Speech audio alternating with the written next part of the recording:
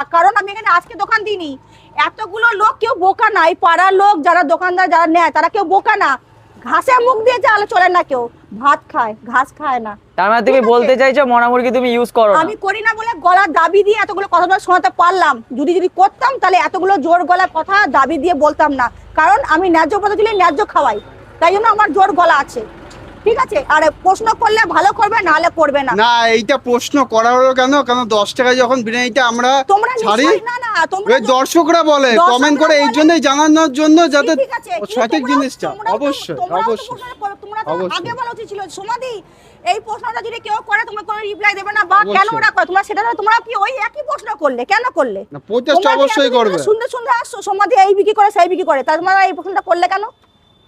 আগে বলো তোমরা এই প্রশ্নটা করলে কেন?